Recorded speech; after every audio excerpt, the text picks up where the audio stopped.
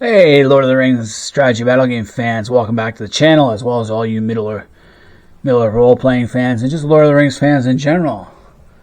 I'm Roman Daisel, and as promised, I have my Warriors of Carn Dum all painted up, frocked, and ready to go. This was surprisingly really easy to paint, though I'm not a professional painter by any stretch of the imagination. And these came out really good. Now there's only 6 figures. I wish they do 8s, because in the strategy battle game system they always have companies of 8 figures, usually is the norm. So I do wish they had gone with 2 extra figures. There are no archers in this group. There should have been. But what I really liked about this is that you could customize these. I could have had like 5 or 6 spearmen and then everyone with a mace, as well as 1 bearer, standard bearer. I was going to have a guy with a standard bearer, but I lost.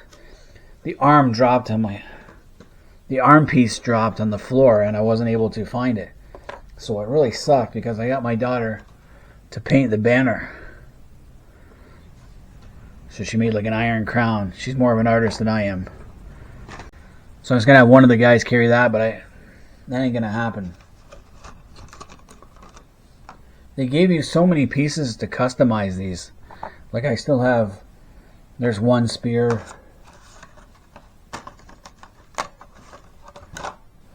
Another spear. There's a 3rd spear. So I could have had 6 spearmen. And the same goes, like I have 2 more maces. A 3rd mace. Guy with a mace. I think there's a 4th one in here. And there's also a 4th mace kicking around right there on that I could put in. So interesting. I could also add another extra shield, 2 extra shields, and even an extra horned helmet piece. So there's quite a few like accessories you can make these. There's a lot of variations you can make, which I find really good. I was quite impressed. These actually glued on really good. They have little notches for everything. So it was easy to put together, unlike metal. I find metal to be the hardest things to glue together. But it is a step in the right direction for these guys, because I remember my Watcher in the Water was a pain in the ass. It was resin, and it's a pain in the ass to glue together. So let's get a little closer here. So I made the first guy. He looks like the leader. He's got a mace. Came out super well. Like I said, my paint job's not the greatest. I don't go for all that shading and stuff like that. I just paint them and to hell with it. Now I have 1 spearman. And then another guy with a mace over his shoulder. Going back, got another spearman. Another guy with a mace. And then finally, another spearman. So I took 3 spearmen, 3 guys with maces. Now they look pretty badass. You could also redact these guys onto Dunland as Dunish warriors. As far as men of Carn Dum, there's not enough racial variety, because Angmar was bringing in mercenaries from all over all over Rune, as well as a few Northmen on top of that, as well as Dunish people. The land of Angmar itself is unfertile, with maybe the odd pocket or 2. So the Witch King would have to import troops from the Far East, as well as food supplies. Raiding the lands of Arthedain, Cardolan, and what could be grown in Rudar would not do it. But it's one of the reasons why it took so long for the Witch King to overwhelm Arthedain, because he simply, after a major battle, and because of the inherent strength of the Dunedain itself, physically, as well as the nation itself, his losses were often Pyrrhic, and he would have to replenish them with new mercenaries and recruits. And it takes time to properly train people. So that's why when in the game system they have, I heard the morale of the Dunedain was pretty weak. Of the men of Arnor were pretty weak, and it should be the opposite. The men of Carn Dum would have weak morale because they're basically mercenaries fighting not as a professional army, but more as a loose mass of men over time. And there might not even be a national costume like the Dunedain would have. So you can see from the back, I paint them all pretty much like they did in the little booklet they give to put these together, red. I think that fits in well with what they should be. The shields were interesting. It looks like there's like bands of leather keeping these shields together. That was kind of a weird concept. I painted some red, some yellow. Oh, the banner fell over.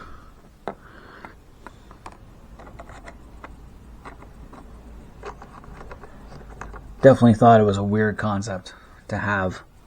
It makes it look like their shields are like scavenged from battlefields. Previous battlefields are overused and overworn, which would make sense. A lot of weaponry would be not the best kind, whatever they could afford or find on the battlefield. But it is pretty cool how they how Warhammer decided to bring out the men of Carn Dum and really start working more on the Arnorian period. Alright, one other thing we got going here is that on the 22nd of September, it was Hobbit Day, because it's Bilbo and Frodo's birthday, and Warhammer released a new line of figures, or the next strategy battle game, starter set.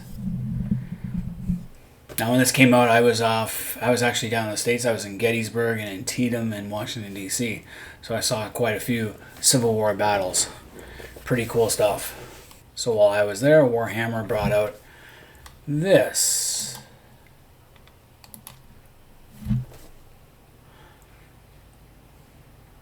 Now they are basing on the animated movie that's coming out this Christmas season, I guess, which I have no intention to watch.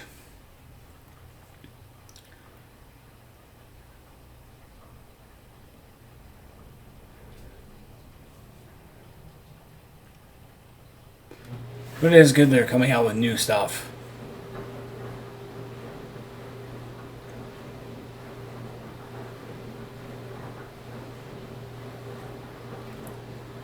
Again, it's like they never read the book. Rohan and the Hill Tribes. Weren't Hill Tribes, they were Dunlendings.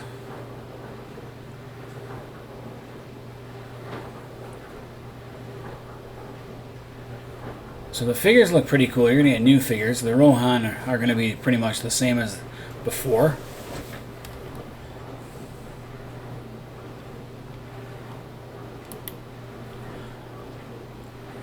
So that's what it looks like there. So what's in the box? You're going to get 56 all-new plastic miniatures in the box, including mounted and on-foot versions of 4 heroes from the film, as well as some classic Rohan houses and a 3x3 playmat.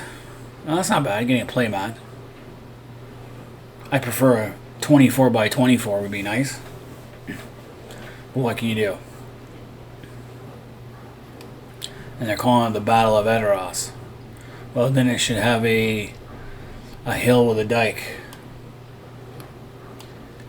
So what do you get inside? You get a 176-page rules manual, 48-page scenarios and profiles booklet, 12 6-sided dice, Middle-earth range ruler. I have a couple of those. 3x3 double-sided playmat. Oh, double-sided, so you can flip it over. 2 Rohan houses. That's pretty good. I already have one, but a second one would be great. Quick reference guide.